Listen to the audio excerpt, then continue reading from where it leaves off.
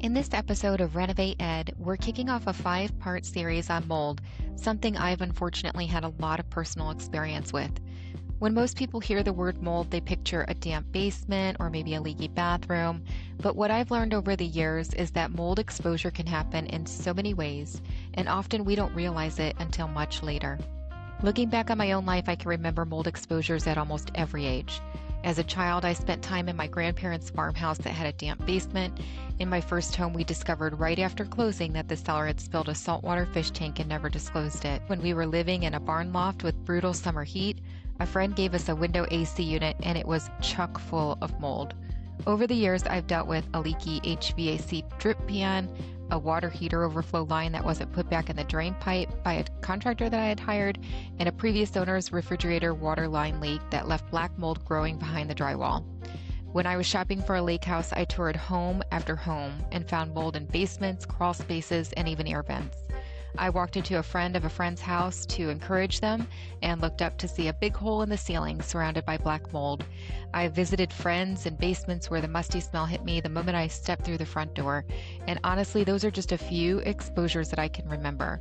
There are likely many more I don't even realize. I share this to illustrate one important point. Mold is far more common than we think, and it has a direct impact on the air we breathe every day. That's why I'm starting this series by talking with John Hartley of Pure Air Environmental. John is going to help us understand what an air quality company actually does, why indoor air quality matters so much, and what homeowners should know about the connection between mold, humidity, renovations, and their health. We'll also dive into some of the myths around mold, like whether you really have to sell everything you own if your home has a mold event. If you've ever wondered whether opening the windows is enough, whether UV lights and carbon filters really work, or when to bring in an expert, this conversation is for you. As we get started with part 1 of our mold series, I need to beg your forgiveness. John and I ran into a little bit of tech trouble during the first few minutes, so my audio has a bit of an echo. But it gets better quickly, and John has so much great information to share, I hope you'll hang in there to hear it. Here's my conversation with John Hartley of Pure Air Environmental. I want to start with the basics because I follow you guys on Instagram. I know a little of what you do, but I don't really exactly know what an air quality company does and when a homeowner should call one. Can you give us a little insight? COVID brought a lot of national attention or worldwide attention on indoor air quality, and it really put everything at the front of everyone's mind. So an air quality company is a specialist that is assessing and improving the air in a residential, commercial, or industrial setting. They conduct air quality testing to identify pollutants that would be mold, VOCs that are volatile organic compounds that are off-gassing, dust, allergens, and chemicals, which can all impact your respiratory health and other health issues as well. In addition to testing, they also provide services like air filtration system installation to remove heavy particulates and chemicals from the air that you're breathing, mold remediation to safely remove and prevent the growth of mold, and ventilation assessments to ensure the home has proper airflow to avoid stagnant, unhealthy air.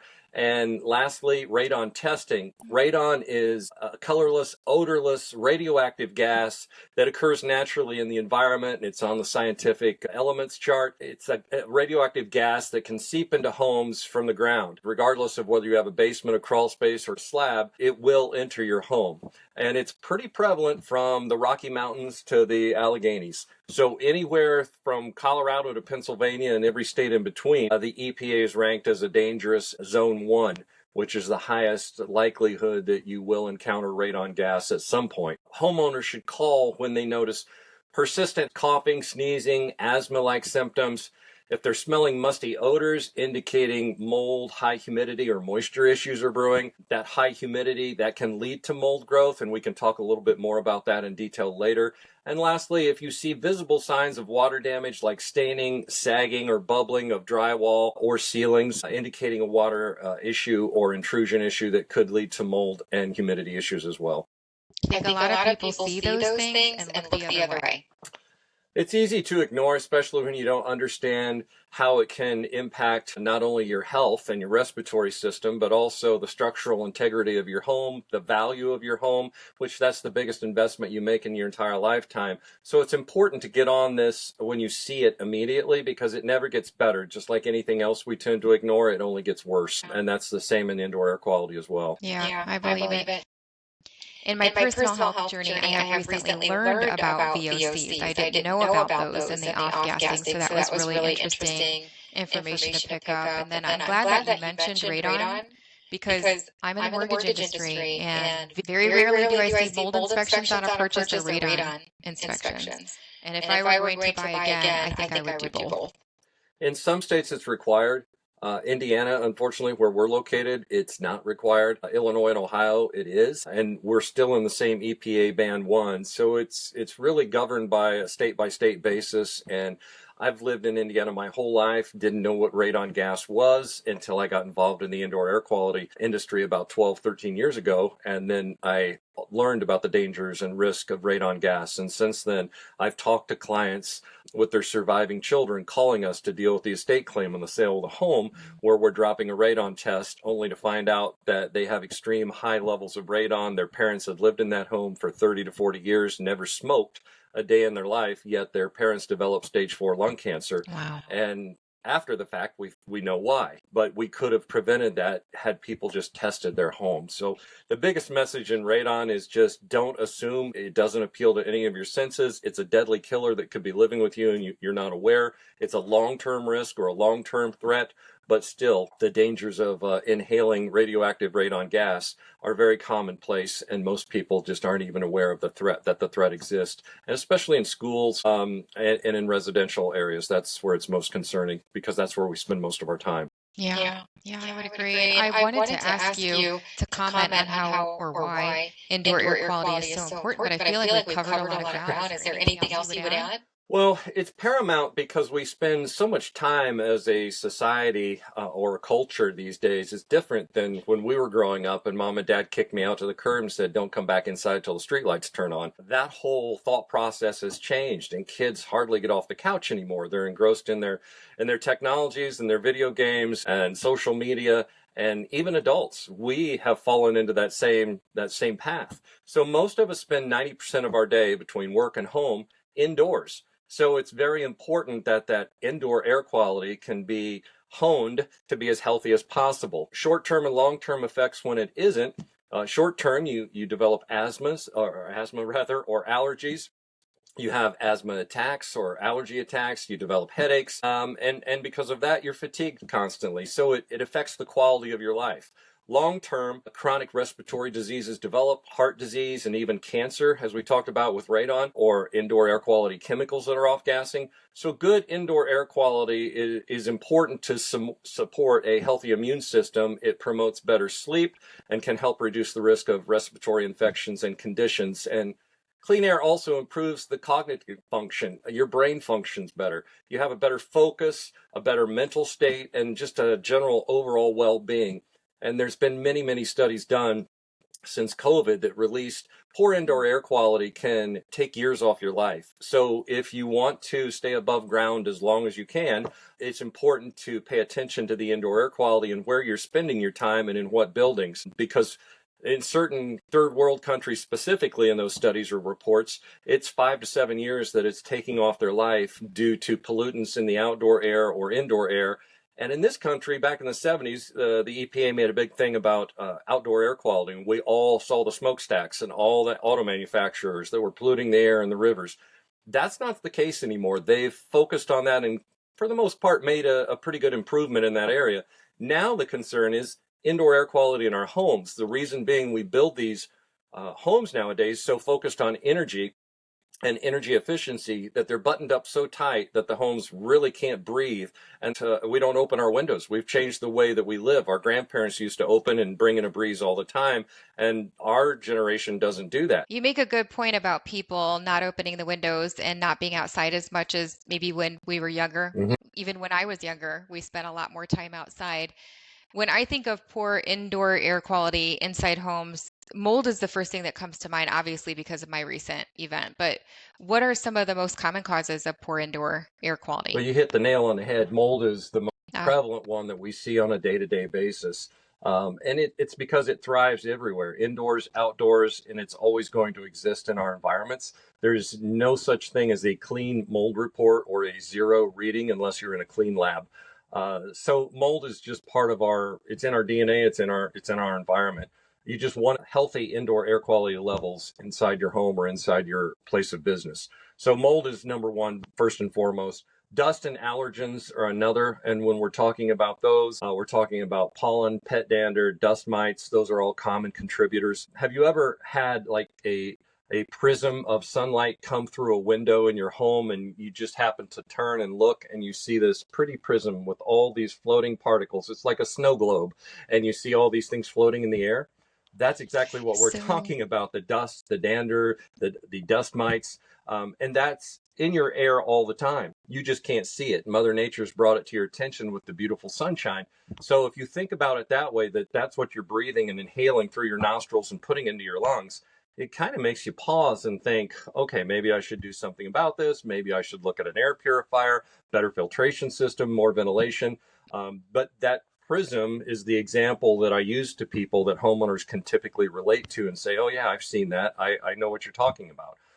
So those are the two primary ones with mold and dust, but you have chemicals that are off gassing in the home that produce those volatile organic compounds, or VOCs as we call them, that are like paints, solvents, cleaning products, and even some furniture with the glues and how those are constructed nowadays can be problematic.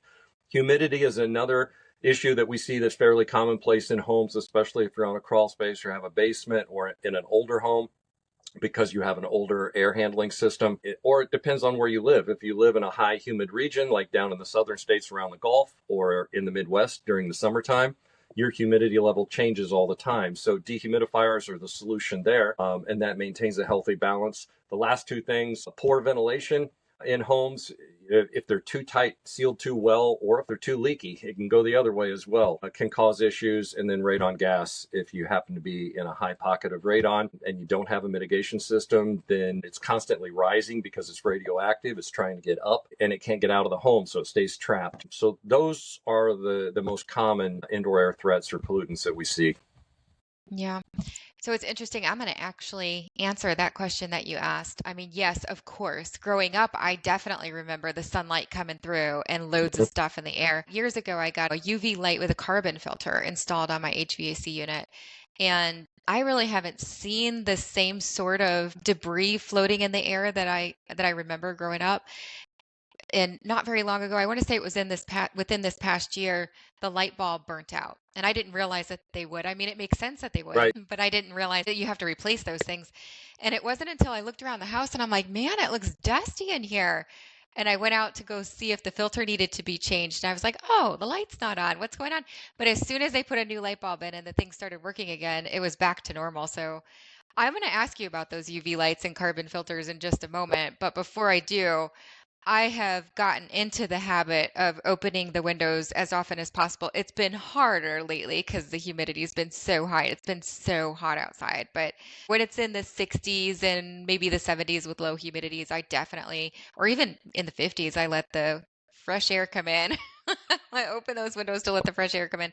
Is that really good enough to support good indoor air quality? Not really. It's like putting a band-aid on something that really needs sutures or even deeper treatment. But it is refreshing. I mean, it instantly improves the ventilation, but it's just a temporary effect. As soon as you close the window, it will return back to the normal state. So it's Yeah. just a temporary quick fix. And depending on the home or depending on the issue or the contaminants, it's not really the solution, or at least the ideal solution. So you've really got to address what the specific cause of the problem, identify the source, and then go take corrective actions to make sure that you're removing that or remediating that to the fullest extent possible.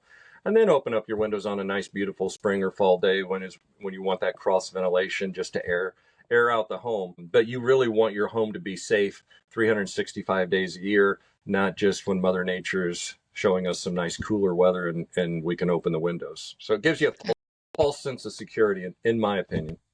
Yeah, agreed, agreed. And now back to those UV lights and the carbon filters. Do they really work? That's my passion point. I'm really excited about the new technologies in this particular segment. It's kind of like the iPhone that came out 17 years ago, and it was great at the time and it served a purpose, but evolution and everything changes, nothing is constant. So we're now up to the iPhone 17, or will be here coming soon. Air quality technology is along that same parallel. So we have air purification products that are just simply amazing. They're game changers, in my opinion. And we've been marketing and providing this solution to homeowners well before COVID hit us as a community. But once COVID hit, we were getting calls worldwide. All seven continents Googled us and found Wow. us on the internet and were calling and looking for solutions, and people were panicking. And we've probably shipped this product now to almost all 50 states in the union. Puerto Rico, we've got them running commercially, residentially, in hospitals, in food manufacturing facilities, in locker rooms, in fitness facilities, and hundreds of residential homes throughout the United States. And it's such a serious impact that it's not only cleaning the air, but it's also cleaning surfaces. So what it's doing, it's cleaning the surfaces of common touch points that harbor viruses, bacteria, and molds and VOCs. So it's cleaning the air and it's cleaning the surfaces. And that was the wow moment for me, because the surfaces are so important. Because say one of the kids comes home, we got a family of four, your traditional American family. The youngest child gets an infection at nursery school, daycare, kindergarten, wherever he's been, and he brings it home to the family. So the child is sick, but about a week later, what happens? Everyone else on the family tree has the same symptoms, and they're all sharing this, and it goes on all winter long because they can't get rid of it, because Hmm. someone in that family is constantly sick and they're touching the refrigerator door, the remote control, the keyboards, the faucet handles, the doorknobs. That's just a constant wheel that goes round and round. So the fact that this technology now is proactive and it's a push technology, and it's going out through the air ventilation ducts in the home or the business, it is constantly purifying and protecting the air and surfaces 24/7. And that stops the cross contamination. So the child will still come home sick, but the rest of the family stays healthy, and we don't do this cross contamination circular motion all winter long or whatever season we're in. But I've seen that play out several times, I mean, dozens and dozens of times actually over the last couple of years, to know that this technology is really a game changer. And it constantly is a head shaker for me as to why every home doesn't have it, every nursing home, every daycare, every place we congregate as a society, and we have threats of germs or cross contamination, especially heading into cold and flu season here very soon. This product eliminates that, and it's not expensive at all. And I know I'm not here to get on a soapbox or do a selling Hmm. presentation, but not even our brand. COVID brought others to the marketplace, some good, some bad, some validated, some not. So do your homework and be wise and ask for case studies. But I have dozens and dozens of case studies of how this technology actually removes MRSA, staph, Legionella, C. diff, CRE, avian influenza, and the list goes on and on and on. So many VOCs it reduces, so many mold spores it reduces. We've put it in dorm rooms to get rid of mold because the students at Indiana University in Bloomington were sick, and they actually had blood drawn, and the doctor said, you've got a mold-borne illness. So we put this technology in their room. We could see the problem was the window heating and air conditioning unit, and you could see mold on the coil, but we couldn't clean it, we couldn't disassemble it or do any remediation, nor did we use any harsh chemicals that would emit VOCs. So we just put this technology in the room, and we did a before air test, and 30 days later we did a post air test. Immediately, within 24 hours, the girls were healthy again, resuming their normal activities, went to class, made good grades, had a good quality of life the rest of the semester. We told them not to turn it off, just keep it running the rest of the school year. Amazingly, the post-test results from a national accredited laboratory, we were at 1,200 spore count to begin with, which is why they were sick, in a 10 by 10 Hmm. room. And we took it down to 200 just by using the technology. Again, no remediation, no chemicals, and that's a tolerable number. So that was the selling point for me, to know that this is a genuine product and it does work and it does deliver on what the manufacturer says. And then we have all these third-party clinical case studies documents to show what it does, from University of Florida School of Medicine, Central Michigan University, Kansas State University, the Food and Drug Administration. I mean, it just, the list goes on and on. So this is a really passionate subject for me, that because I know it helps people. It improves indoor air quality, and it's very simple and it's very affordable. It's not a break the bank deal, but you do have to change the light bulb on the cell every 12 to 18 months, because it's on continuously and it begins to wear down. It's a specific patented broadband width of UV that it's emitting, and is projecting off a metal catalyst for a photocatalytic oxidation. That metal catalyst is coated with 6 precious metals, and because they're refracted on 24/7, they wear down and lose some of their efficiency as well. So it can give you a false sense of security at, say, month 15, to say, well, it's still on, but it's low. It's reducing its life cycle, and your 99.9% kill rate that you had 8 months ago is now down into the 80s. So replacing it sooner rather than later is always a good idea. But I've seen this product work, Jennifer, over and over and over again. Whether you have asthma, allergies, whether you've got a mold issue, whether you've got a breakout in a baseball locker room. Also in Bloomington, we wiped out mononucleosis that was going around the baseball team, and they went on to win the Big Ten title that spring.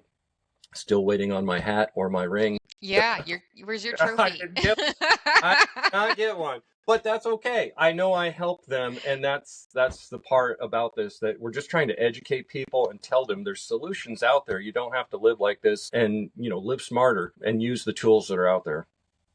I think if I had the ability to install that, I would be as passionate about it as you are. I'm really excited to hear about it. I don't know how it would compare to the one that I have, but I do have a question, a follow-up Yeah. question.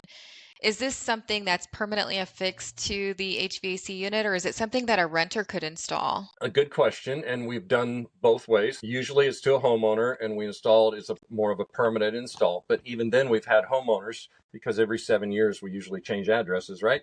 They loved it so much they wanted to take it with them. So we have Hmm. done that. Hmm. We've pulled it out and uninstalled it, and then reinstalled it at their new home. Or you use it as a perk, just like a reverse osmosis water system and a water purification system, and you add it as a benefit or an additional selling point to the home, and then you just buy another one when you move and get a brand new one. Yeah. But we put them in rental units because there's been high humidity issues that have then led to mold. So this is the cost-effective way to combat it, and not only combat it just at one source, but throughout the entire unit. Anywhere air can circulate or travel freely, it's constantly purifying and protecting. And kind of the difference from that iPhone 1 to iPhone 17 just sequence in air technology is, we used to be reliant upon the problem, whether it's dust, dander, mold, a spore, a particle in the air, to come through your air handling system. So it's got to be brought through your return vent, go through your air handling system, and be captured in your HEPA filter. Or it's going to pass over a UV light, and then it's going to be sterilized at that point. So we had to bring the problem to a specific location to have any benefit from it. We have Hmm. now flipped the script on that. So now we're taking the solution directly to the problem. So wherever it exists in the room or the house, we're constantly omitting high energy ions that float through the air and rapidly reproduce. And it's been a game changer. It really has. And that's why it's so effective and so successful. Yeah, it is really exciting. I share in your excitement. I share in your excitement. Now, you mentioned humidity. How does that play a part in indoor air quality? Well, that's one of the most important aspects of maintaining good indoor air quality. High humidity encourages mold and mildew growth, dust mites, fungal spores, all of which can trigger allergic reactions and respiratory issues. Low humidity can cause dry air, leading to irritation in eyes, nose, throat, even the likelihood of getting colds and other respiratory illnesses. So, to maintain healthy indoor air quality, we like to see, no matter what Mother Nature's doing outside, annually you stay between 30 to 50%, with 40 being the sweet spot, depending on where you live and your personal preference. And this can be achieved simply by adding a dehumidifier to your damp areas like basements, or a dehumidifier in a crawl space, adding a humidifier in the winter to counteract the drier months. And even in certain cases, air conditioners can help control humidity in hot, humid climates like in the South and the Southwest. Hmm. I'm on a slab. I run a dehumidifier during the summer. I think I'm right on with you. I feel my best when it's in the high 30s, low 40s. So I'm right with you on that 40 sweet spot. Everybody's got their own comfort level because we're all different, and that's okay. But if you get above 50%, mold can start growing. You get as high as 60%, mold is going to start growing. You're out of the Mm, possible range, you're in the definite range at that point. And this time of year, in the high heat of summer and the dog days, I mean, we've been in situations lately, apartments or homes, where it's been 60 and 70%. I mean, wow. that's the red zone. You want to stay out of that area. So you can simply go to Walmart and buy a cheap $20 hemostat and put it at several different spots in your home to see where your problem pockets are. Where is air not circulating? Why does this room feel much more humid than the room down the hall? That's what we always tell homeowners, is just do some self-diagnostics yourself and see what's going on over a week or a month. And then that data helps us give you an accurate solution rather Yeah. to your problem. And it really helps. So there's some simple Yeah. things homeowners can do to pay attention as well. But if you have wood floors, which a lot of homes do nowadays, you want to control humidity because you don't want the wood cracking. I mean, it was a huge investment for those wood floors. So you want to maintain the moisture level in those. You don't want too dry, you don't want too wet, because you'll have warping, cracking, curving, shrinking, expansion. So it's just balancing nature is really what it comes down to. Yeah, I have one of those and I track the humidity levels in my home as well. In the winter, it gets down into the 20s and it's pretty painful. I have lots of nosebleeds, but I've been so resistant to putting a humidifier in the house because of all of the issues that I've had. Right. I'm like, maybe after this conversation, I'll break down and use one this coming winter. Well, just get a small room humidifier and put it in your bedroom, because that's where you're spending 6, 7, 8, and Okay. that's where you're. I mean, when you wake up, that's what you just went through. So the whole home doesn't necessarily probably need it, but where you're congregating for a long period of time, you would probably gain some benefit and notice a difference from that. Perfect. I will follow that advice. Now, you mentioned mold. How can homeowners tell if it's a serious issue or, I mean, mold's everywhere, you said. So how do they know when it's serious enough to call for help? Yeah, that's a tough one because we're all different. I mean, mold affects you differently than it affects me, that affects the next guy and the next guy and the next guy. We could have 100 people in the same environment, and we may only have one or two individuals that are truly experiencing some obvious health issues reacting to those unhealthy levels. And that reaction typically is going to come from the respiratory side. So you're going to be dealing with coughing, sneezing, wheezing, sinus heavy congestion when you wake up in the morning or throughout the day, and headaches. Those are the most prevalent ones. If you have asthma or some other type of pre-existing lung condition like COPD, I mean, you're going to feel it even more so. So it's really important to kind of recognize the warning signs and what may be going on. And is this a long-term thing, or is it just something I'm dealing with for a weekend or a few days? If that's the case, then it may have been something else. But if this is going on for a week, 2 weeks, a month, and you're not getting any better, then it's something going on in your environment more than likely.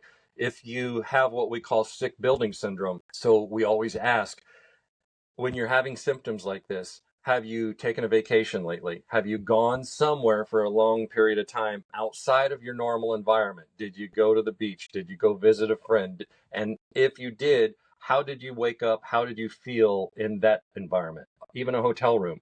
And if you tell me, well, yeah, I felt better. I didn't notice it. You know, it didn't even dawn on me or register with me because I just got up and I felt normal. And then when you came back home, then did you immediately have all of that reoccurring symptomology come back to you? And if the answer is yes, then more than likely you've got something going on in your own environment that's causing or triggering this.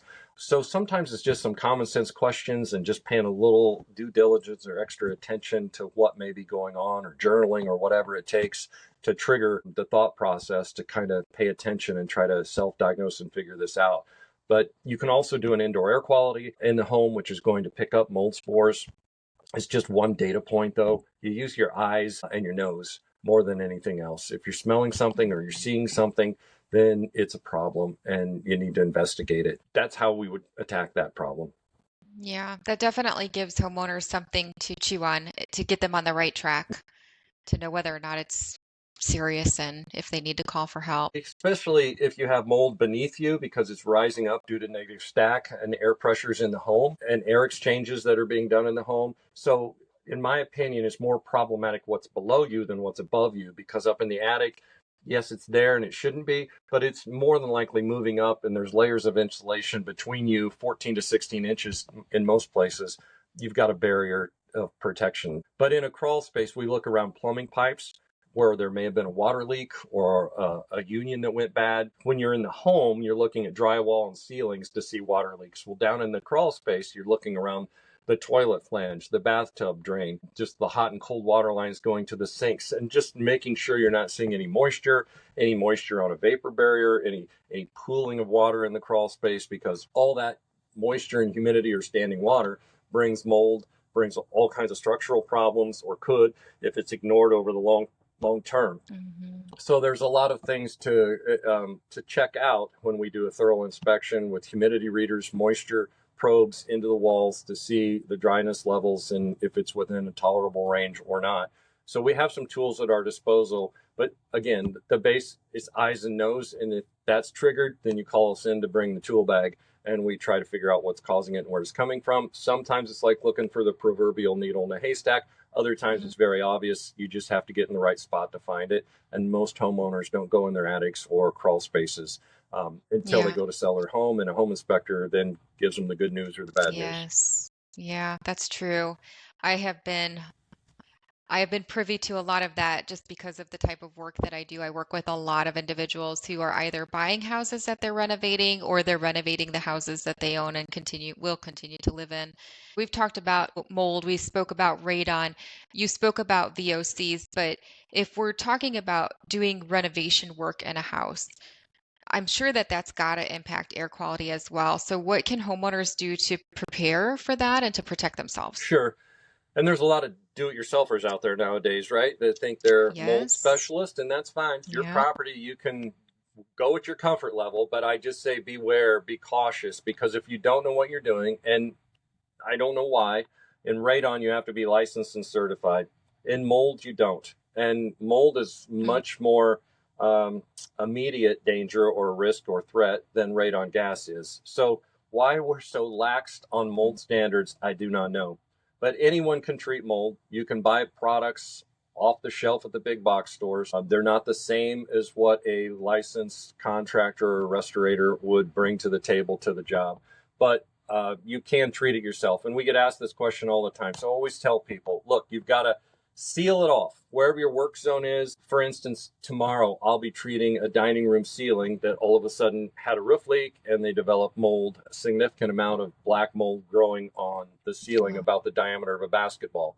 So I can't just go in there and be unconcerned about cross-contaminating the whole home. There's small children in the household. We have to put an air scrubber inside that dining room. We have to put plastic visqueen up over the two entrances to that room, so that if any of the mold spores were to come loose, which they will, they're light and airy.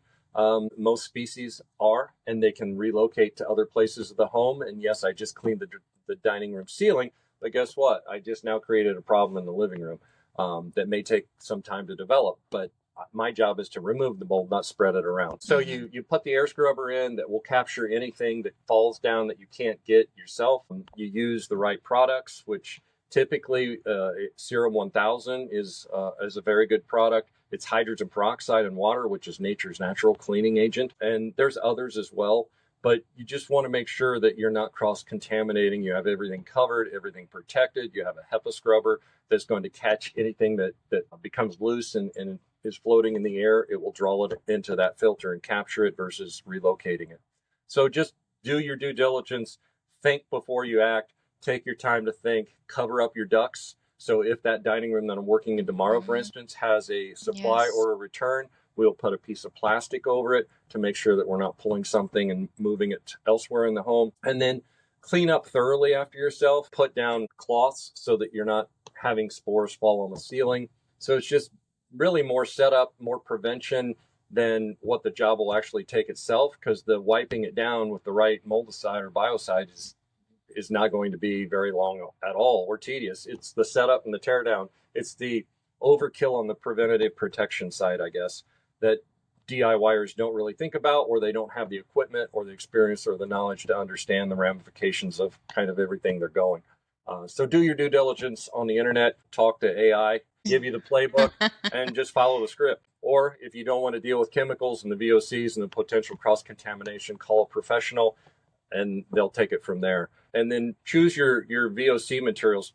Start reading labels. Make sure that you're choosing things that are environmentally friendly, that are health friendly, because there are VOC products out there in paints, glues, and adhesives that are low emission. So that's a choice now, where 10, 20, 30 years ago it wasn't. So if I had to tackle that, I would always hire a professional. There's no Well, way. I know you guys wear PPE. I'm sure you're safe, but there is no way. You couldn't pay me enough. it's yes, you need to protect yourself, you need to protect the home, you need to protect the client and the customer. And unfortunately, like I said, there are standards, and you should get a ICRC certified individual to do the mold Yeah. remediation, because they will know the playbook that the industry provides us, and they'll follow the script. Outside of that, it's more like the wild west, and be careful what you Yeah. hire, because you get what you pay for. Yeah, so that really covers well remediation, but what if they're just doing general renovations? They want to upgrade their kitchen or their bathroom, or they're ripping up some flooring. Do they need to take precautions to protect themselves in those I would situations? say yes, maybe not to the same level, because you're not seeing a threat right now, but you don't know what you're opening up in the belly of the beast. So when you start opening walls in older homes, you could have asbestos hidden behind that wall. On duct runs, typically, it'll look like a gauze or a tape that's at the union of the metal duct runs. And if you see that, don't touch it, because when those fibers they stay in place until it's been touched or knocked, bumped rather, and then those fibers just become airborne. And when you breathe those in, those are known carcinogens. So Yeah. asbestos is not as prevalent as it used to be, but in older homes it is. You can also find asbestos tiles that were installed, popular in the 50s and 60s. They can be 6x6, they can be 4x4. Those are still prevalent out there. And then we also find asbestos in old vermiculite insulation up in attics. It looks like fool's gold, and be weary of that. Don't go around these materials without full hazmat suit on, gloves, and a full face respirator. And then typically, if in those environments, when they're known and identified, there'd be a decontamination chamber. So you'd have another room that you go into that you strip down before you come out, so that you don't wear Okay. those materials out into the living space. So there's a lot that goes into it when you find asbestos or hidden mold behind walls that may have had a water leak 20, 30 years ago that no one disclosed. And now you're just now finding Yeah. it because they only treated what they could see on this side of the wall, and they left it behind the wall just because they didn't know any better. So you never know what you're going to find. So just be aware and be prepared, and always take the high road and assume the worst and hope for the best. Yeah, it's really good advice. Now, I hate to put you on the spot, but I've got to ask, are there any examples of hazards that you've seen in your line of work you'd be comfortable sharing? Hazards such as Stuff you've seen on the job? well, we've seen a lot over the last 12 years, and we all live differently. And in the real estate Oh, world that we work true. in, when a house sells and a home inspector invites you in to deal with some of the issues on their checklist, you see $1 million homes to the lowest end possible. So we're all over the monopoly board, regardless of whether we're at Virginia or St. James or Park Place. But we're all human. We all live and breathe and exist in the same bubble, if you will, when it comes to indoor air quality. But just living more efficiently, or actually having some cleanliness about you, or some awareness as to how Yeah. that impacts you, makes a difference. And it's sad when we go into homes where people don't have that awareness. And so they Hmm. don't take care of their air ducts. They don't understand that, because you can't see it. It's out of your sight. And you're Yeah. not understanding how dirty air contaminates and how it just recycles, and you don't change your HVAC filters, so it's really not filtering anything, and it can't breathe at all. They say to have your air ducts cleaned every 5 to 7 years, because it does Mm-mm. matter. It does make a difference with all the dust. I wouldn't wait that long. Well, if you have a lot of animals, you shouldn't. Everyone lives differently, like I said, so every situation's a little different. We've seen a lot of moldy crawl spaces that As soon as you open the crawl space door, the odor or the smell just knocks you down. But it's Yeah. sad when you find elderly people that are living in those conditions because they're Hmm. just nose blind to it. They're normal. They don't know any different. But yet when Yeah. someone from the outside comes in and makes a visit or a service technician shows up, it hits you immediately and the red flags go off because it's not our normal. So having those discussions in those situations and telling people, this is really not a healthy home for you to live in. It really needs some Hmm. TLC, and you should probably go stay at your kid's home or some relative or Yeah. friend while we get this back up to par. Also been in high radon level homes where people have lived in that home for 30 years and we're telling them go get a chest x-ray, go talk to your Mhm. doctor, find it if there is an issue. Let's hope there isn't, but most of the time in those situations it's stage 4 and it's too late, where if you'd have found it earlier, maybe something could have been done to prolong your life cycle. Your work is so emotional. I've even been on radon jobs where I've been installing a radon system in the basement and there's a dog Kate or crate or Oh cage there no. beside me and there's no dog, and I'm a huge dog Oh. lover, always have been. So the homeowner comes down and we exchange pleasantries and they see me working. I'm like, you can let the dog out, it's not going to bother me. And she goes, well, unfortunately that's the reason you were here. We had to put our dog down because she developed lung Mm. cancer.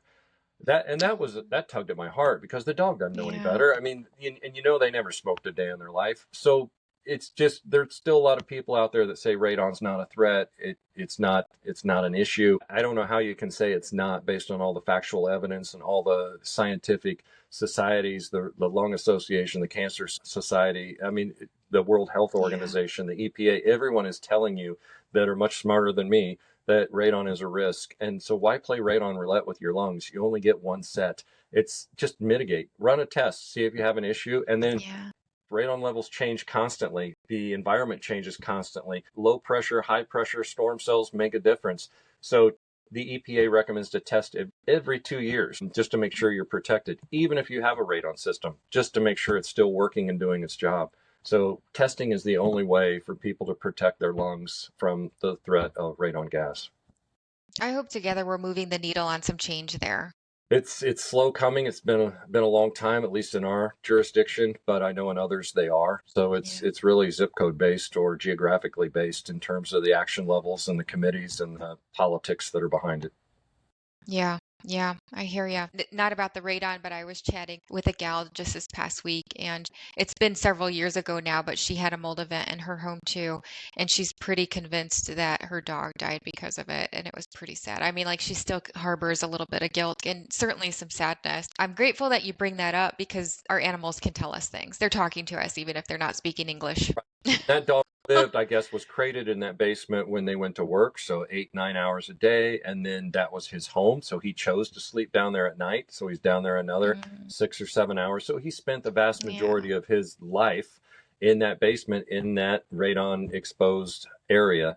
And about 7 years into it, that was his fate. So yeah, uh, poor little yeah. guy, poor And little those are guy. just my actual case. I mean, my clients talking to me. We've had plenty call up and say, we lost our parents. The example I gave earlier about the estate claim when they'd never smoked a day in their life, but they'd lived in that home 30 or 40 years. And then after the fact, we test it and it's elevated radon levels. So you just don't know. Don't take any chances. And that's why I said test your home wherever you're at, wherever you're listening, wherever you live. Test your home for radon. You can even do it yourself off the shelf at Lowe's, Home Depot, and those are EPA approved. You have to mail them into a lab that will do the reading for you. But you protect yourself and you need to know. So test. Yeah. Well, I'm glad you shared, although I am now kicking myself for asking you to share stories about hazards because it is so sad. We've got to turn this around. Okay. All right. We got Let's to turn raise this it up. around. Pick it up. Okay, I want to go back to the mold situation because that's the one that's close to my heart right now. And I have heard two sides of this coin. I've heard some people say that when you've had mold in the house, you've got to get rid of everything you have and start over. And then I've heard other people say it's not necessary that you'd get rid of all of your belongings.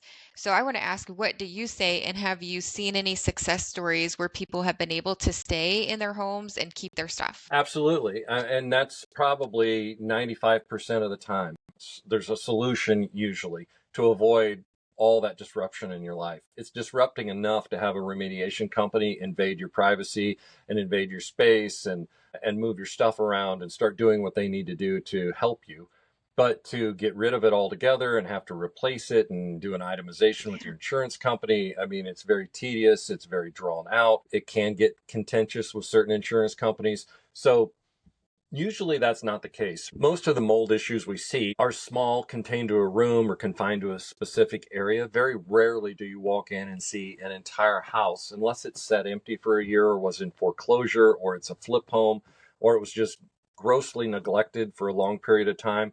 Would it get to that situation where you've got to rip everything out down to the studs and basically do a rebuild from the ground up? They are out there, but they're fewer and far between. It just depends on who your client is and what the background story is on it. But for the most part, we are very successful at following the procedures and using the equipment and technologies available to us and following the process. And it can be restored. Everything can be cleaned.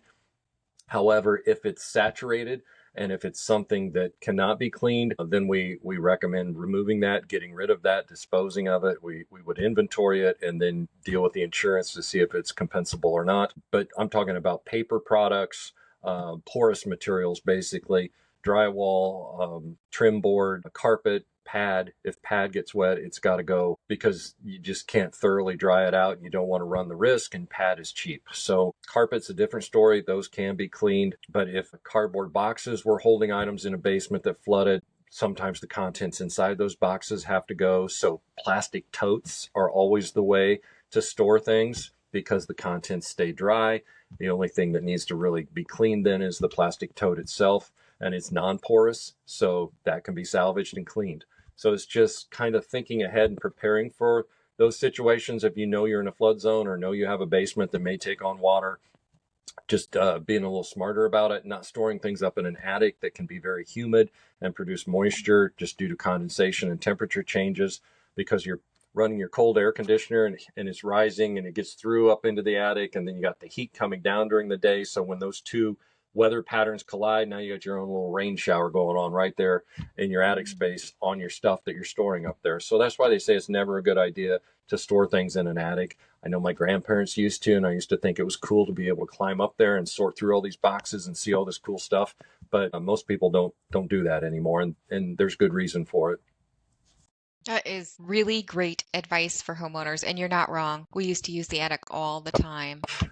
Yeah, I don't use mine either, but mostly because I don't want to climb up that ladder. So I'm learning a little something here. Okay, I've got a couple more things I want to pick your brain about. You've already talked about that technology. Is there anything else a homeowner could do just to maintain good air quality, like a preventative measure year round? Make sure you change your air handling filters, whether that's monthly or whether you're buying an extended filter, so you're doing it quarterly. Changing the filter is very important. If you have a clogged filter and it's not breathing, it's not efficient, it's not doing its job, that will definitely affect your indoor air quality. And that's a simple fix that most homeowners can do themselves. And the filters aren't that expensive. So always having them on hand and being able to change them when you need to. I'm even guilty of that because we're all busy, right? And at the first of the month when the calendar rolls around, I may have good intentions, but it's 2 weeks later before I finally remember to get that thing changed. So it's just making it a priority and making sure you're doing it consistently. So that's an easy one. And then making sure that you have good ventilation in the home. That helps reduce moisture buildup and pollutant accumulation in the air. So just maintaining your HVAC system comes with a fan. It's either on or it's auto. Most people leave it in the auto setting, and it's personal preference, but I like to leave ours in the on setting because it's continuously circulating air throughout the home, so you don't have a dead zone or a dead pocket. And the other thing from a mechanical perspective, and there's two schools of thought on this, but I don't like the jarring of the being in the auto position, the constant jolt and then the constant stop. So hit the accelerator, pump the brakes on that motor when it kicks on and kicks off. People will say that it's just better to let it purr and run continuously without that hard jarring on and off constantly. So you'll extend the life cycle of the blower motor on your air handling system. So I like to have that in the on position and circulating constantly. And if you have a UV bulb or some type of photocatalytic oxidation, product in your air handling system, you need that fan in the continuous position anyway to help distribute and circulate those as far as you can and continuously throughout the home. And then monitor your humidity levels. I mean, don't just assume. You can feel it, you know, kind of when it's changed, but we kind of fall into a false sense of like the nose blind scenario. You kind of have a humidity blindness as well. So get some readers and invest. Just set it on a window ledge, set it on an end table, set it in a basement, set it upstairs in a bedroom on the second floor, and see what your balance is, or different times of the day, different seasons, what's going on in the home. And if there's an issue or it's really out of whack, then take it a step further and call in an HVAC specialist to help redistribute the air or find out what's going on. And then if you really are concerned, if you're smelling something or seeing something, call a professional and have an indoor air quality test run for molds or VOCs, or test for radon. Okay. Okay. That's good. That's good. Now, I mentioned I work with some home buyers who purchase houses that need renovation or repair. And sometimes that means that there's been some water damage. So if somebody's looking to buy a house and it's had some water damage, or they walk in and they can smell a musty smell, what do you recommend they ask? Are there certain questions they should be asking during that inspection process? And when should they bring in an air quality expert? Sure, that's a good question. So we deal with real estate almost exclusively. A lot of our clients are either a buyer or a seller, and they have competing interests, right? So you're having different conversations depending on which side of that fence you're on. But if I'm representing a buyer that's walking in to that prospective home, and they really love the blueprint of the home, the aesthetics, I mean, it just appeals to everything, but their nose is telling them, hey, there's a red flag here, there's a concern, then you need to get someone in to find out why is your nose triggering that effect, and let's investigate this before you spend your hard-earned money and commit to something that may be a money trap or maybe a health concern or both. So definitely get a home inspector involved. Start there. I mean, there was a time when the real estate market a few years ago was going crazy that homes were being sold as is. Craziness. Yes. Thank goodness we're off that wheel and we're back to the norm.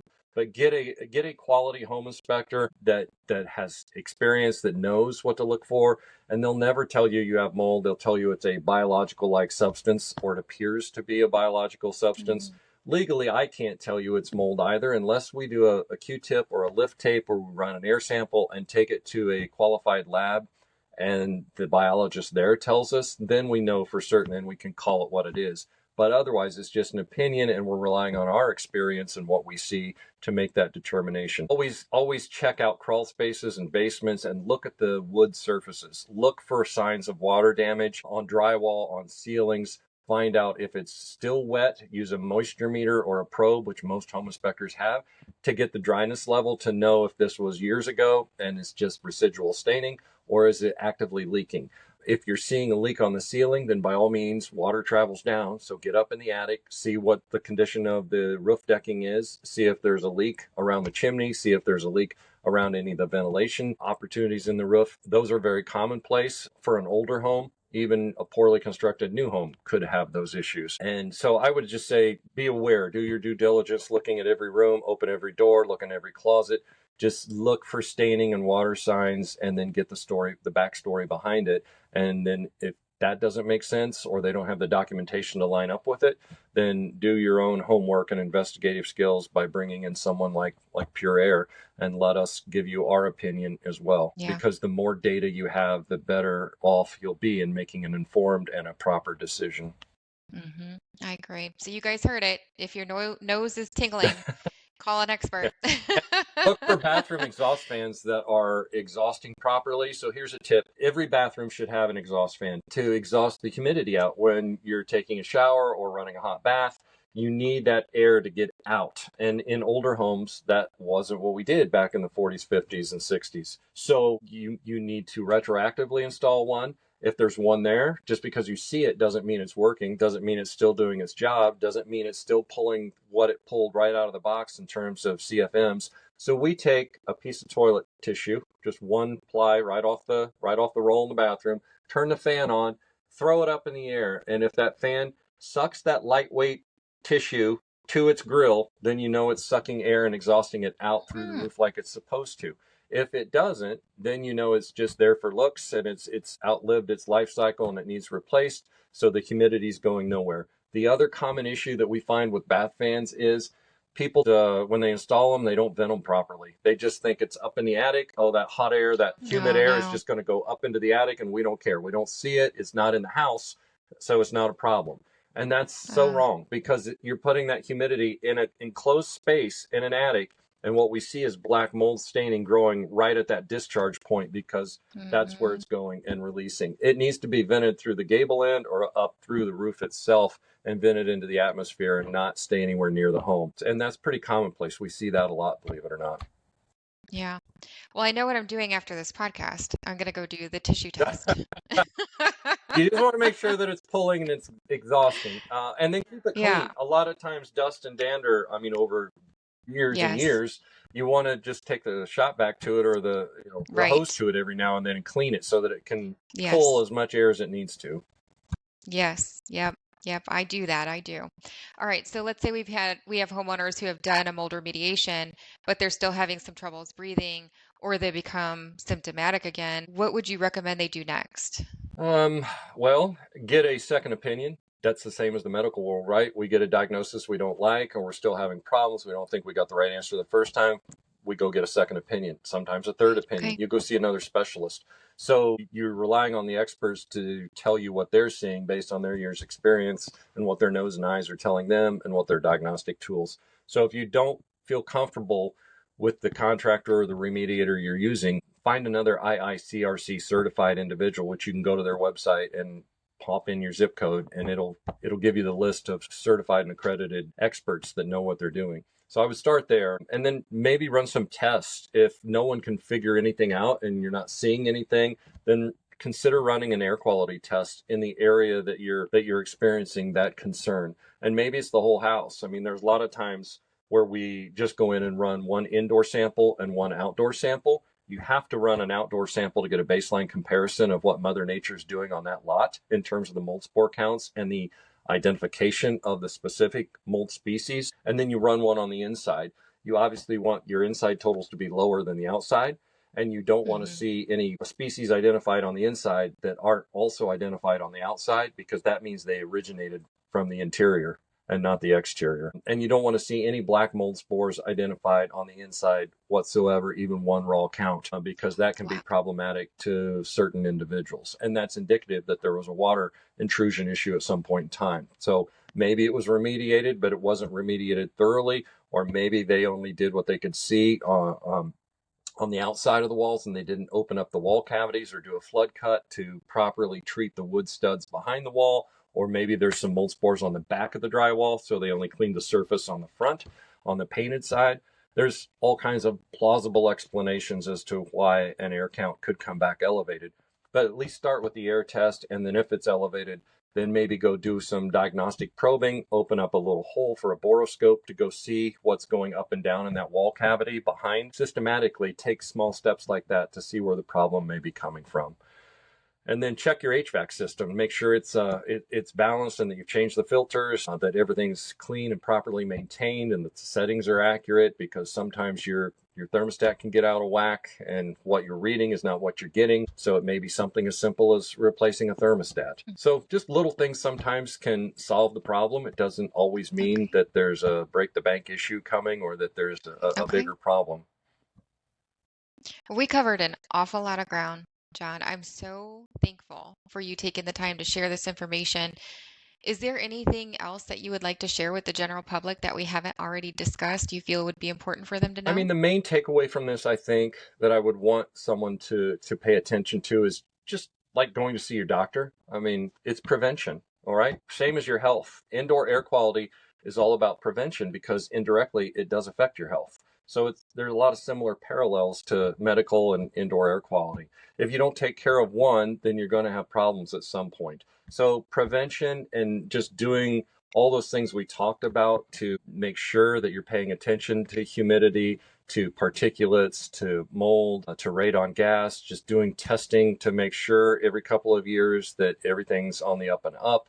If you start to sense something is alerting your sensory perceptors that God gave us, then by all means pay attention to them. Don't get carried away with it. It may be nothing, but at least find out an answer. We have some people that take it to the extreme, and that's okay. And there may be reasons why it's elevated, but it doesn't need to be high anxiety and the sky is falling scenario. A lot of times there's plausible explanations as to why that is happening. But if you don't take the steps to try to find out why, you could be exposing yourself to something more serious, something more long term, something that's irreversible that could have been corrected had it been dealt with sooner rather than later.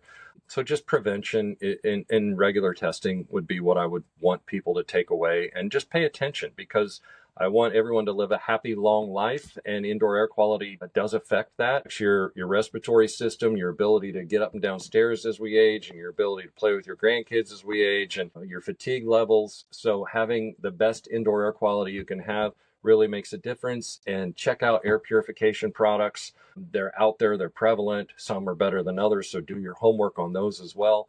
But our air purification technology is on our website. It's pureair.com. So pure, P-U-R-E, air, A-I-R, and then E for environmental, R for restoration, or the emergency room.com.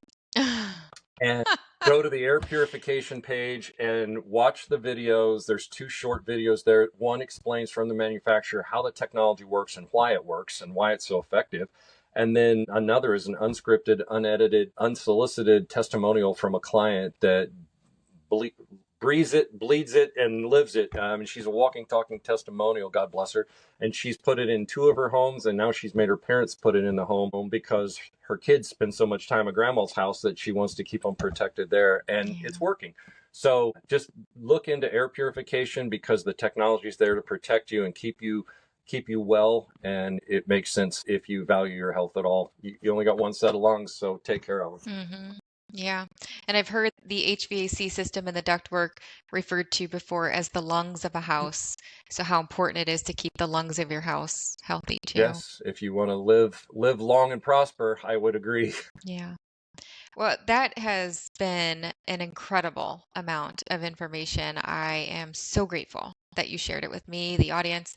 Beyond the website, is there a best way to contact you and your Sure. company? We cover all of central Indiana, and we do a plethora of indoor air quality services. Anything that affects your lungs, we've evolved to be a one-stop shop over time. So we do radon testing, radon mitigation, mold testing, mold remediation, and then all the things that prevent mold and its symptoms, such as dehumidifiers, air duct cleaning, vapor barriers, moisture barriers, and crawl space. Things that remove water or moisture that can cause mold, such as sump pumps, perimeter drains in basements and crawls, insulation, because if you're grossly under insulated in your attic or in your crawl space, you're going to have major temperature fluctuations and differentials that can cause humidity issues or concerns that will lead to unhealthy indoor air. We also do odor elimination with hydroxyl generators, so not ozone, so it's a healthier alternative and very successful. It's what they use on the California wildfires in those residences that survive. We do air purification, obviously, and surface decontamination continuously. I'm sure there's something I've forgotten or missed, but my wife will say, "Can we do that?" I'm like, "Oh, yeah, we can do that." And it's added to the menu. So it's been a growing process over the last 12 years. Or we have clients ask us, "Can you do that?" And she always says yes. And then we've got to figure it out. But we always get there. And it's all about just helping people, helping Hoosiers create healthy homes in our heartland. And that's what we're here for. Yeah, I am so glad there are people like you who are out there taking care of us. And again, I just really want to thank you for spending the time to share some of your knowledge I today. appreciate the invitation and the opportunity to share some of these experiences. And it's nice when you can help someone that genuinely has a health issue, and you know that you're providing a valued service to them that's going to change the course of their life or make their life easier or healthier for them.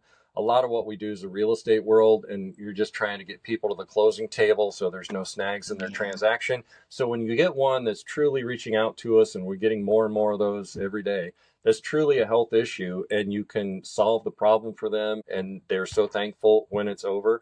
That is why we do this, and that's what makes it satisfying. That's why we chose this career, and that's what I enjoy about it. So again, thank you for letting Pure Air Environmental and Restoration join you. People can reach out to us on our website, or you can contact us at info@pureair.com, or call the office Monday through Friday from 8 to 5 at 317 760-7873. Yeah, well, you're very welcome. And folks, do reach out. Please don't hesitate to reach out if you need the Yep, help. every breath matters. So beware, prevent, protect. Thank you so much for joining me and John Hartley for the first episode in our 5-part series on mold. I hope this conversation gave you some clarity on why indoor air quality matters and what you can do as a homeowner to protect your space. In the next episode, I'll be sharing something very personal, my own health journey with mold. It's a story I know many can relate to. Be sure to subscribe so you don't miss part 2 of the series. Until then, I'm Jennifer Goldsby, and this is Renovate Ed.